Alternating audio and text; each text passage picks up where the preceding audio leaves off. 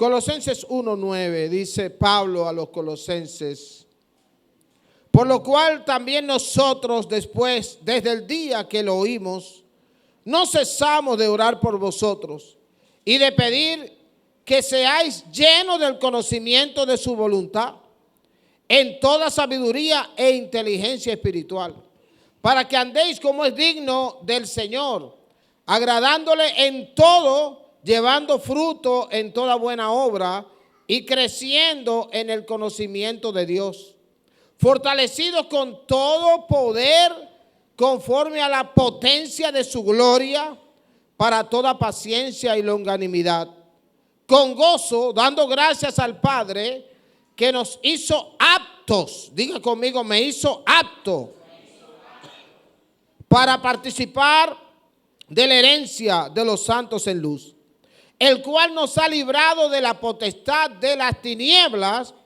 y trasladado al reino de su amado Hijo, en quien tenemos redención por su sangre, el perdón de pecados.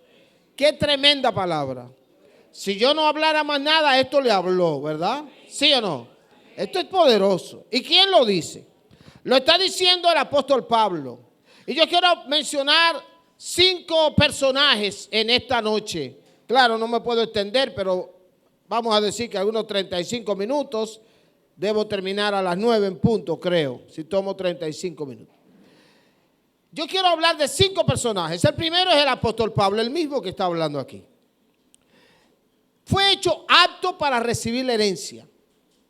Pero Pablo fue hecho apto para predicar.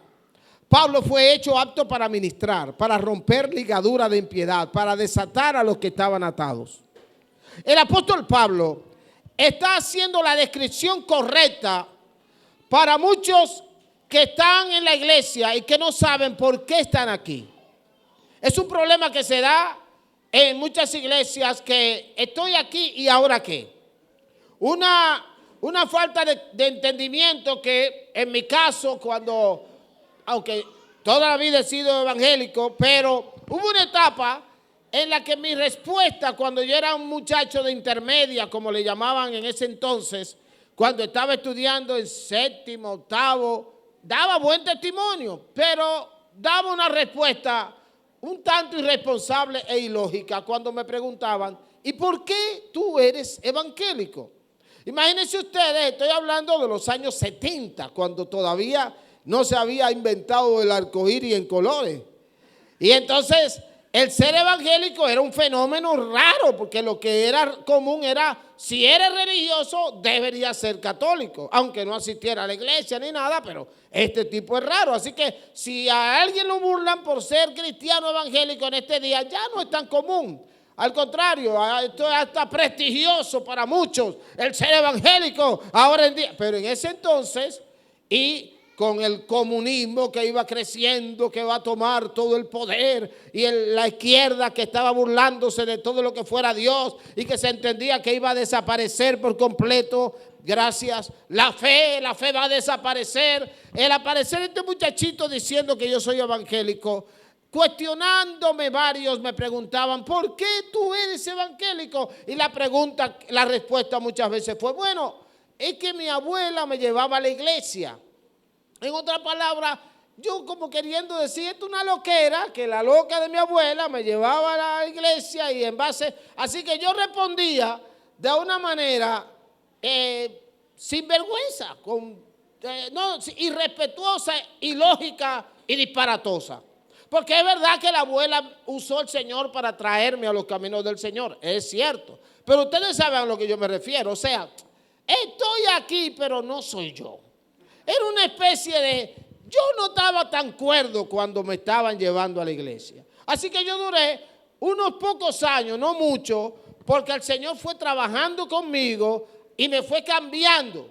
Y cuando digo trabajando es que muchas iglesias muchas veces no forman.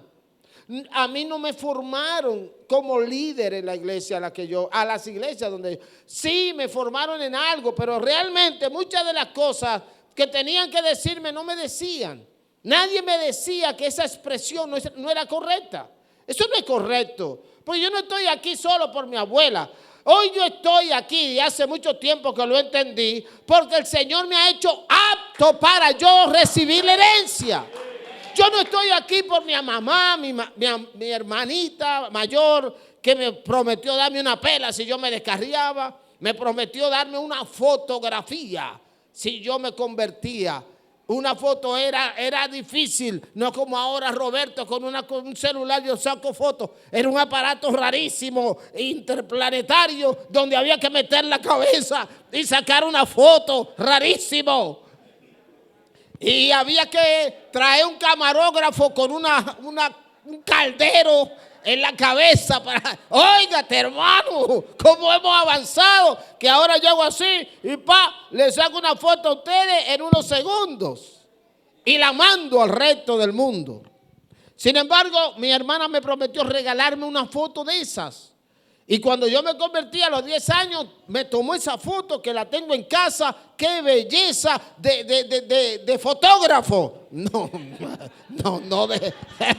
no lo otro, pues créanme que no, pero gloria a Dios. Y entonces yo fui entendiendo mucho después que yo estoy aquí por propósitos específicos. Yo estoy aquí con una finalidad grande. De los 5 personajes que quiero hablarles, uno de ellos soy yo. Uno de ellos porque mi abuela metió a sus hijos en la idolatría. Luego se salió, pero ya mi mamá se había quedado, no se desprendió de eso. Así que aunque mi abuela se convirtió al evangelio, mi mamá por muchos años estuvo practicando hechicería siendo yo un niño. Y luego se apartó también de eso y glorificó. Y fue una predicadora en la cárcel. Mi madre iba a las cárceles a llevar jabón, alimento, predicar. Era una señora que amaba predicar la palabra de Dios. Durante muchos años lo hizo. Pero inicialmente, siendo yo un niño, la llegué a ver en acciones que no entendía, que eran demoníacas, pero yo no entendía. En otras palabras, el que está aquí delante de ustedes no debería estar aquí, sino atado por la brujería que mi madre practicó y que mi abuela practicó y que parte de la familia de mi padre practicó. Pero el Señor tuvo misericordia de mí y me ha hecho apto para recibir la herencia. Apto. Y que el otro personaje de quien quiero hablar es de usted, el hombre que quiero hablar es el hombre que como usted estaba cautivo. Yo nunca fui cautivo del romo, de la prostitución, de droga, de qué sé yo qué, pero aquí hay gente que sí estuvieron cautivos de eso y hoy fueron libertados, se han sido hechos aptos o competentes para recibir la herencia. Para recibir la herencia, pero para todo el paquete. Por ejemplo, yo decía en estos días creo que en la radio o en uno de los devocionales que grabé para la iglesia, que si tú tienes una operación que te va a hacer un cirujano y ese cirujano te va a operar, pero te hace un estudio y ve que te falta sangre, que tú te morirías en una operación, tú no estás preparado. Entonces ese médico dice, no puedo operarte todavía. Y te remite, entonces te refiere a un cardiólogo, a una persona, a otro médico, a otro profesional, porque no estás apto para recibir la operación. Y nosotros estábamos muy atados, envueltos en pecado de todo tipo, y el Señor rompió las cadenas. Oye, como dice el apóstol Pablo, nos ha librado de la potestad de las tinieblas y trasladado al reino de su amado Hijo. Yo he sido trasladado, sacado de las tinieblas. En otras palabras, Jesucristo me dio poder contra el diablo y me sacó de su jurisdicción, me sacó del área de su dominio, como si un perro estuviera mordiendo a la gente ahí y yo puedo tomar a este muchacho y lo levanto y el perro no puede llegar aquí. Lo coloqué en el lugar donde el perro no puede accesar para dañar a este niño, porque eso es lo que hizo el Señor. Nos sacó, nos cambió la mente, nos transformó, nos redimió en medio de tanto tipo de atadura que nosotros teníamos. ¿Cómo era nuestra condición? He estado hablando en la iglesia en una capacitación para discipuladores ¿Qué le pasa? ¿Qué le sucede al discípulo que nosotros debemos entenderlo? Y quiero mencionarlo porque lo mismo pasa con nosotros, ha pasado o está pasando con algunos. La vida de la gente llega a Cristo con tanta carga debido primero, por ejemplo, a circunstancias difíciles, circunstancias rudas, fuertes, problemas de salud, problemas de deudas, crisis familiares, todo tipo de circunstancias, maldiciones, de todo tipo de situación. Pero el Señor nos ha sacado del reino de las tinieblas y nos trae al reino de su amado Hijo. Pero esas circunstancias muchas veces siguen enfrentándose con nosotros. Pero cuando tenemos a Cristo en el corazón, ahora a pesar de la prueba, tenemos la fortaleza para vencerla y para seguir adelante, aleluya, porque el Señor nos da fuerza para vencer toda clase de circunstancias. En segundo lugar, mucha gente viene con heridas no tratadas, problemas familiares serios, falta de perdón, viene con heridas tremendas. La iglesia tiene que prepararse para eso. Estamos en una iglesia con un nombre bien puesto. Ministerio Sanador. O sea que la iglesia que yo dirijo también debería llamarse Ministerio Sanador. Y la que usted dirige, ¿verdad que sí? Porque eso es un nombre excelente. Y eso es lo que todos somos.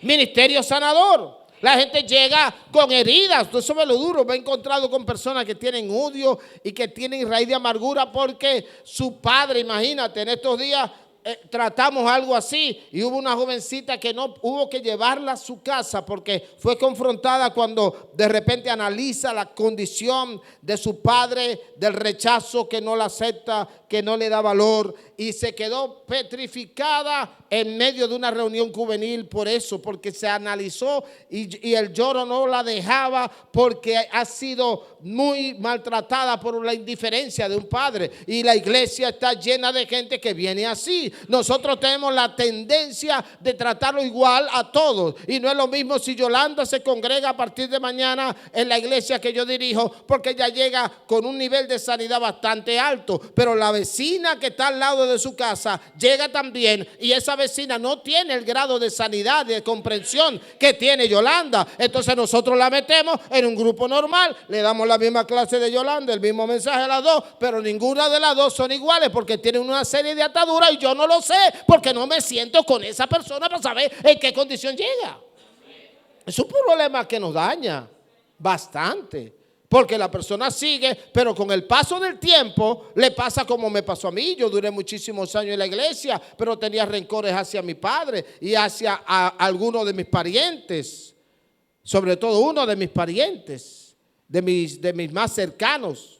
Y entonces fue cuando yo vine a comenzar a prepararme para el pastorado. Y cuando estoy preparándome para el pastorado y cuando ya comienzo el pastorado, es ahí donde el Señor me confronta. Porque ahora ya, comenzando el pastorado, mi padre estaba vivo y ahora yo estoy hablándole a la gente: perdona a tu padre, perdona a tu hermano, perdona a quien sea. Pero yo mismo tenía rencores hacia mi padre, y entonces ahí viene el Señor y viene la palabra y me confronta. En otras palabras, no hable a otro porque tú tienes raíz de amargura contra tu padre.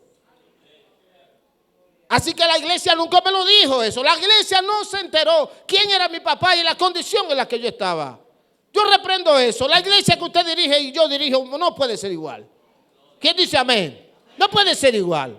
Porque la gente va a venir con herida y solo se sanará. Solo y solo si usted descubre esa necesidad que tiene y le da medicina. Porque fácilmente se puede quedar tranquilo esperando a Cristo, pero con ataduras que le pueden impedir hasta perdonar a personas. Hay gente que bueno, que mi padre estaba vivo y durante muchos años, después de ahí, algunos más de 12 años tal vez, viví mejor con él, lo busqué, lo amé, nos relacionamos. O sea, no era que éramos contrarios, pero qué lindo es el hecho de que ya no me importó lo que mi padre haya o no haya hecho por mí. Él murió y estábamos hermanados. Era como si nada débil, nada negativo hubiera pasado, porque la sangre de Jesucristo, su Hijo, me limpia, me fortaleció, me sanó de heridas. En el nombre de Jesús, hoy es un día para que la iglesia proclame que este evangelio sana, hace apta a la persona para ser sanada, para colocarse en las manos del cirujano. Sí, doctor, ahora puede trabajar porque la sangre me subió, los glóbulos rojos me subieron, qué sé yo, no soy médico, la plaqueta me subieron. El hecho es que ya estoy en condiciones de ser operado. Ahora yo estoy en condiciones de ser tratado por Cristo, que me lleva a redención, santificación. Me cambia el lenguaje de mala palabra, de maldiciones, me cambia los pensamientos morbosos, me hace decirle a una dama qué linda está sin que haya un prejuicio o una intención malsana en el medio. Eso es lo que hace Cristo, que nos transforma de ser medio ladrones a ser gente que está dispuesto a dar lo que tengo para que otros tengan más y reciban de parte nuestra. Pero además, la gente llega o estamos, ¿de dónde nos sacó el Señor? Cuando digo que nos sacó del reino de las tinieblas, ¿de dónde nos sacó? Decía primero de circunstancias difíciles. Decía también de heridas graves, de situaciones graves que tiene la gente. Pero también nos ha sacado de actitudes negativas, pensamientos contrarios, actitudes negativas, jactancia, altanería, orgullo, posiciones negativas. Analícenlo en la figura de Pablo. Él se sentía superior a todo el mundo. Entendía que nadie podía tener, que esos cristianos eran unos bandidos. Vamos a perseguirlo y vamos a matarlo. Consintió en la muerte del primer mártir, pero la verdad es que él estaba, si el Señor no detiene a Saulo, iba a matar a mucha gente. Pero qué bueno que el Señor no solo lo detuvo, lo dice él, nos sacó, ya no vivo yo, mas vive Cristo en mí. Lo sacó del reino de las tinieblas, de ser un persecutor a ser un perseguido, de ser un enemigo a ser un aliado. Así éramos nosotros, enemigos de Dios. Y de ser enemigos, el Señor nos trajo a ser hijos. De ser un impío, el Señor nos trajo a la justificación por la fe, a la santificación. ¡Oh, aleluya! A escribir mi nombre en el libro de la vida, a pararme aquí y decirle: Cristo liberta a los cautivos, Cristo salva, cuando estábamos antes muertos en delitos y en pecados. En otras palabras, el cristiano tiene que saber dar este testimonio que yo estoy dando, usted lo tiene que saber dar. Yo no lo supe dar cuando me preguntaron varias veces en la escuela, y yo lo que decía era: bueno, mi abuela es pariguayo. Esa era la frase que se usaba en los tiempos en que yo era, en esos años. Hoy nadie ni sabe lo que eso significa. Pero hoy yo digo: no. A mí nadie me salga. Usted se convirtió por mí. Dígalo, sí, el pastor Alberto me llevó a los caminos del Señor. Pero yo hoy tengo que hablarlo al estilo la mujer samaritana. Le habla a su gente. Su gente le dice: mira, tiene que ir a verlo. Y esa gente va y ve a Cristo. Y yo no sé qué fue lo que Cristo le habló, pero la verdad es que lo convenció de una manera, porque no se dice qué fue lo que le habló. Pero cuando ya se van, nos vemos, ellos dicen: ahora creemos, no solo por lo que nuestra amiga nos dice, sino por haber visto al Señor que ella habla. Él nos ha cambiado la vida. Se van con una transformación, porque encontraron al que saca a la gente de las tinieblas y lo lleva a la luz admirable. ¡Wow! Eso es lo que pasa en la iglesia. Yo estoy convencido y convenzo a cualquiera. Me fajo con cualquiera a hablar. Que Cristo, que alguien me hable, que si no tiene que estar muy lleno del diablo para no ser convencido. Porque yo sé que la transformación que el Señor produce es real, genuina. Si la persona se atreve a nacer de nuevo, a ser lleno del Espíritu Santo. a dejarse modelar, a dejarse cambiar. Porque eso sí, puedo estar en la iglesia, puede estar el Señor queriendo transformarme y yo no lo dejo. Así que fácilmente el médico me quiere operar, pero yo no lo dejo. Espérese, doctor, pero usted está seguro, aguántase. Si yo fuera el médico, yo le diría, mire hermano, vaya a su casa, no me haga perder tiempo. Vuelva cuando usted quiera o vaya a otro lado. Y no duraría 5 minutos sin decirle 2 o 3 palabras de gracia, palabra de Dios. Váyase ahí y déjeme en paz.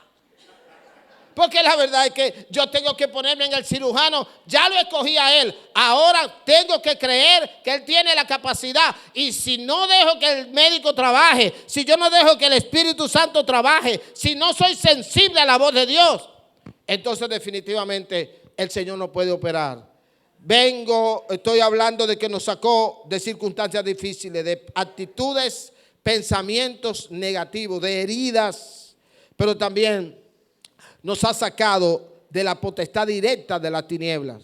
Hay muchas de esas cosas que indirectamente el enemigo operaba, pero hay otras que son directas por completo. El diablo puede ejercer influencia en mí, porque si yo soy violento, entonces el diablo aprovecha eso. No estoy poseído de demonios necesariamente, pero el diablo aprovecha esa violencia que yo tengo y me pone gente que me provoque para que se maten y nos matemos. Y el diablo aprovecha esa influencia demoníaca de mi inclinación a la violencia. Entonces, pero hay cosas que son completamente directas. Gente que viene de herencias de maldiciones, herencias familiares, de herencia donde tú eres que tiene que seguir con este ídolo. Mi abuela me dio los poderes, ahora yo tengo los poderes y ahora tú eres el próximo, el menor de los hijos, el mayor, qué sé yo, tú eres el primero, tú eres el que tiene que seguir con esta atadura. El Señor reprende al diablo. Nosotros no seguimos el ritmo de nada, rompemos por completo de toda atadura, porque yo no traspaso al diablo, yo traspaso la fe, yo traspaso la virtud, yo traspaso los dones del Espíritu, yo traspaso la santidad, yo traspaso la justificación por fe. Hay que hacer como Ezequías, el rey Ezequías. Qué tremendo ese, entre reyes que hicieron lo bueno. Su papá era Acab, uno de los malos reyes de Judá, del pueblo de Dios. Pero Ezequías, cuando tomó el reino a los 25 años siendo un muchacho, dijo: yo no voy a repetir los mismos vicios que que condujeron a mi padre. No, señor. El padre había cerrado la iglesia, él la abrió. El padre había destruido el templo, él lo restauró. Él restauró el templo, la adoración, la exaltación, los sacrificios. Ezequías es el hombre que Dios, oye, cuánto es, aleluya, es el importante factor que nosotros tenemos cuando el Señor está en nuestras manos, en nuestra vida, en nuestro corazón. Entonces, esas ataduras que nosotros hemos traído, demonios, ataduras demoníacas, con una mente cautiva, una voluntad cautiva, qué duro eso. Hay mucha gente que le abrió puerta al enemigo y el diablo lo tenía poseído totalmente, sin control mental, con esquizofrenia, con ataduras de todo tipo. La iglesia tiene que entender, discernir quién está en condición así. ¿Qué persona llegó que lo que está es conducido por la repetición de errores de su familia? Pero quién está también, además de los errores de su familia, envuelto en atadura demoníaca. La iglesia tiene que discernir. El liderazgo nuestro tiene que ser capacitado para que, al estilo del médico, que el médico con experiencia te manda a hacer diagnóstico y demás, pero ya él sabe, aunque no te lo diga, que ahí puede haber tal cosa. Los que son sabios no te lo dicen. Bueno, aquí tenemos gente de medicina ligado vamos a decir, este maestro de la vista, que es el doctor Henry. Hay cosas que él fácilmente ve y no te la dice. Te dice, bueno, me gustaría que hiciera tal cosa, pero por dentro yo quiero confirmar si es esto. El médico con experiencia no te dice de una vez.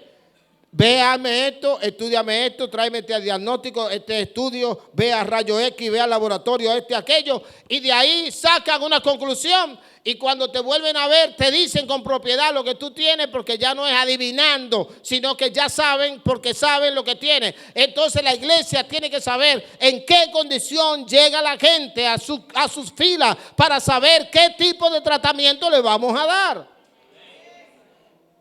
La verdad es que la iglesia tiene que aprender de todas las ciencias. Tenemos que aprender de los hospitales.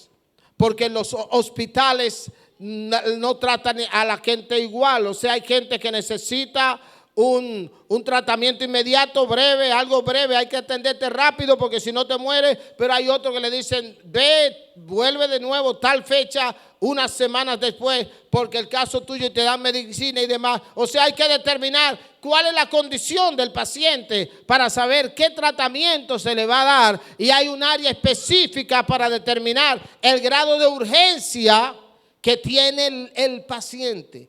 La iglesia tiene que saber que la gente va a quedarse con ataduras, a pesar de que si alguno está en Cristo, nueva criatura es. Pero si alguien dice que no se necesita sanidad interior, yo diría entonces, ¿cómo es que damos tan mal testimonio muchos hermanos que estamos en Cristo? Si no se necesita sanidad interior, ¿cómo es que el testimonio de tantos es tan negativo, tan negativo? Yo recuerdo que entrevisté el sábado a un joven en el programa de radio, a un hombre joven, no es tan joven ya, pero lo es como quiera, y él estaba diciendo que en su trabajo no le han permitido salir. Él dice, voy a entregar mi trabajo aquí porque me mudé a una distancia mayor y voy a trabajar menos para buscar un lugar donde gane menos, pero que yo pueda dedicarme a la obra de Dios. Y él no ha podido. Tiene años tratando de salir. ¿Por qué? No solamente porque vende mucho, vende carro y le va muy bien, sino por su integridad, su honestidad. Y el dueño dijo, usted no se va de aquí. Usted si quiere venga a la hora que quiera, el día que quiera. Que quiera entre, no me cite, venga como usted quiera, pero no hay manera. Y yo me sentí contento por un lado, por otro lado no, porque él quiere dejar ese trabajo para vivir hacer otro trabajo que le da más tiempo. Pero de lo que yo me gozo es saber que en lugares donde muchos cristianos evangélicos están locos que renuncie y se vaya por el mal comportamiento, por una actitud de rechazo y de rechazo a su propio empleo y de maltrato a la gente. No, hay muchos evangélicos que no lo soporta nadie. Oiga, claro, yo sé que los hay de todo tipo, yo sé que sí, pero estamos hablando del pueblo de Dios. Pero entonces, tú sabes lo bueno que es que donde tú vayas, la gente no te quiera dejar ahí. No. Dígame qué quiere ganar. Ponga el horario que usted quiera. ¿Dónde no se puede ir? Así debería ser que nosotros tengamos las puertas tan cerradas para que no nos dejen salir. Porque la gente quiera vivir al lado mío. Yo no quiero vivir al lado de ese evangélico, Dios me libre. No, la iglesia tiene que tener un testimonio diáfano para que nadie rechace vivir a mi lado.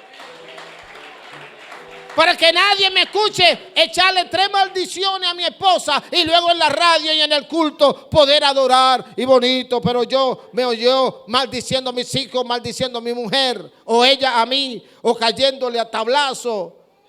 No.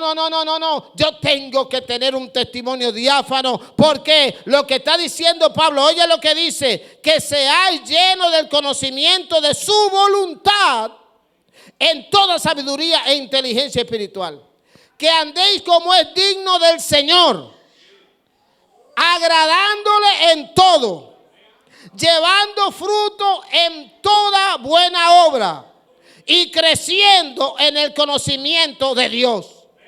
Si a alguien usted tiene que darle un devocional, una palabra a un nuevo creyente, a alguien que usted le tiene que dar una palabra mañana, ahí la tiene. Multiplique lo que dice Pablo a los colosenses y dígale claro, entiende, tú no puedes estar jugando con tu salvación, porque el Señor te trasladó, te hizo apto para recibir la herencia.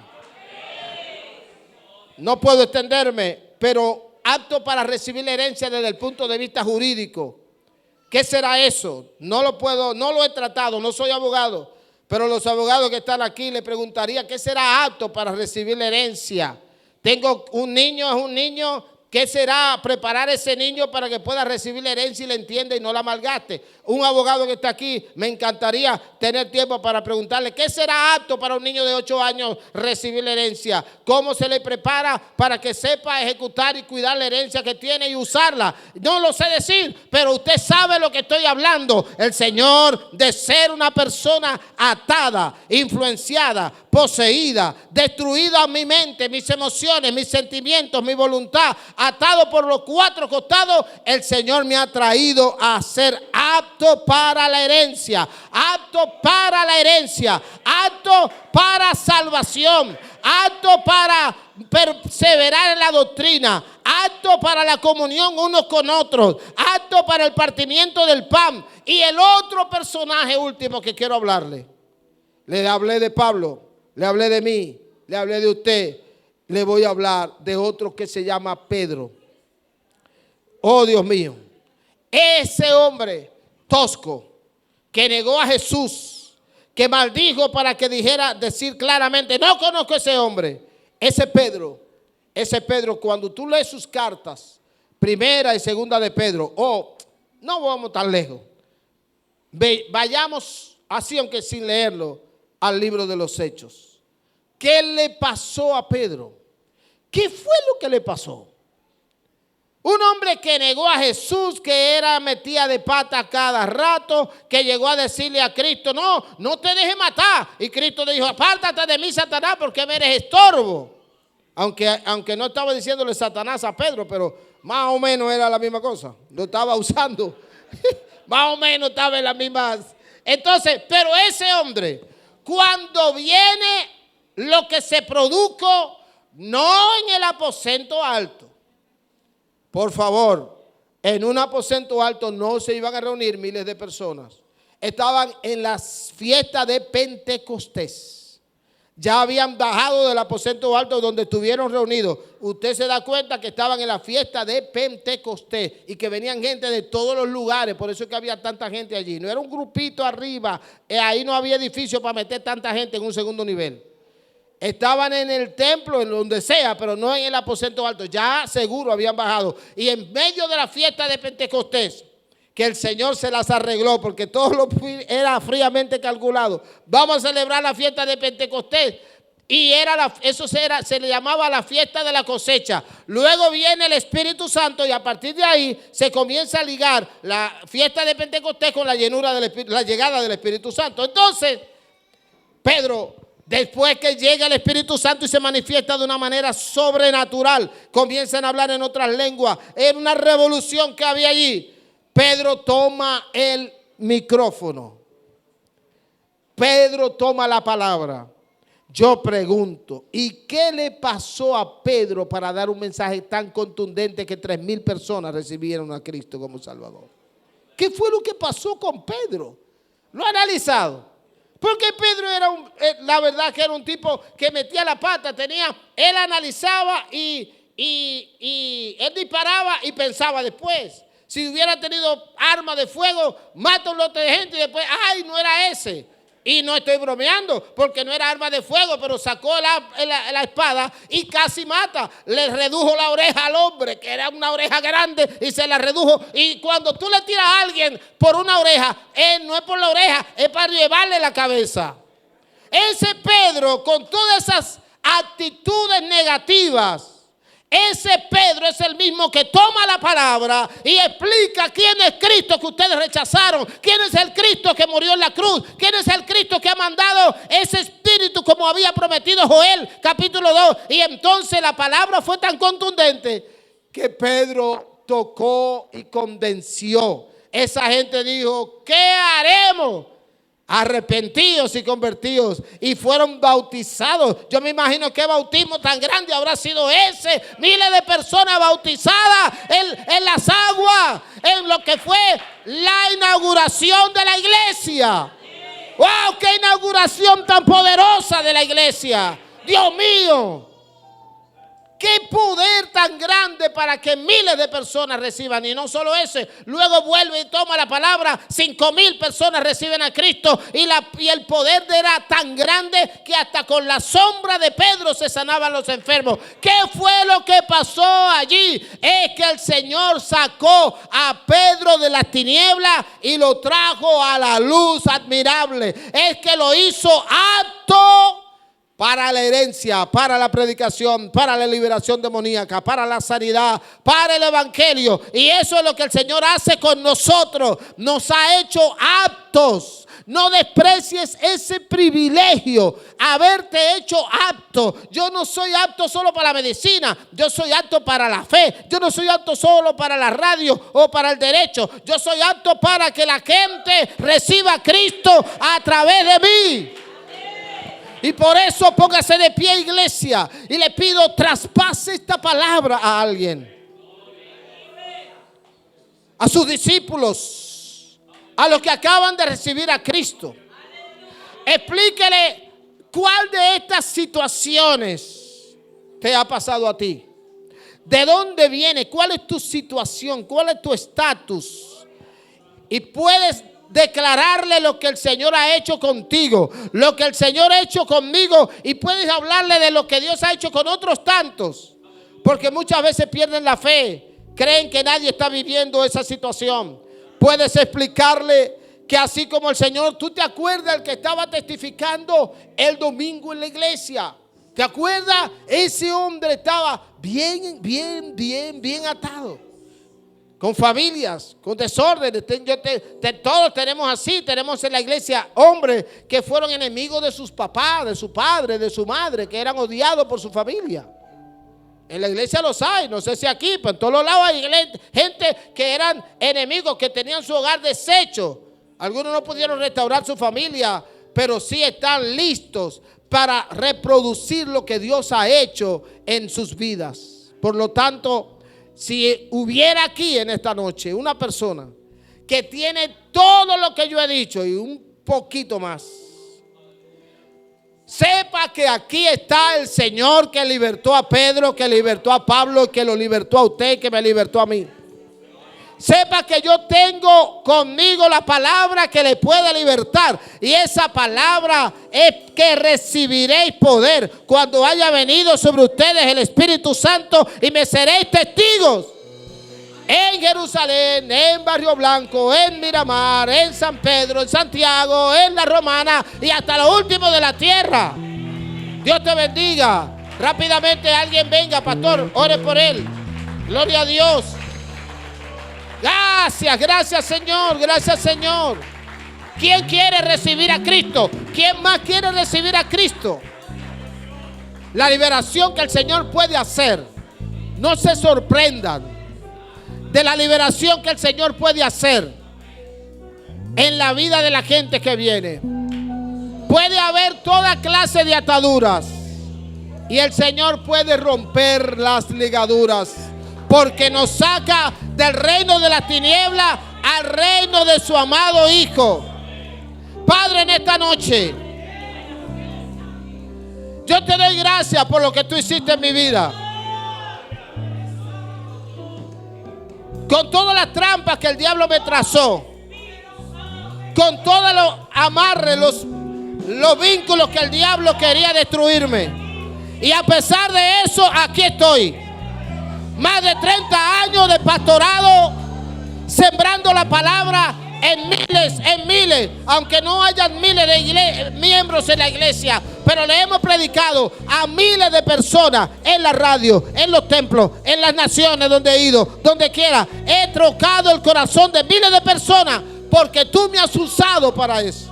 Me sacaste del reino de las tinieblas, me has colocado en el reino de la luz de su amado Hijo, de tu amado Hijo, en quien yo tengo ahora redención, santificación, justificación, regeneración, nuevo nacimiento, mente nueva, mente renovada, un espíritu libre. Ahora mi espíritu está como morada del Espíritu, y ahora mi voluntad está sujeta a la voluntad de Cristo. Lo que antes no podíamos, ahora Dios lo hace posible. Gracias, Señor. Gracias. Dele gloria, dele gracia, dele alabanza al que lo ha hecho, al que ha hecho posible lo que para nosotros era imposible. Pero Dios, aún estando nosotros muertos en delitos y pecados, nos dio vida, herencia de parte del Padre y coherederos de parte de Cristo. Dios los bendiga, amados.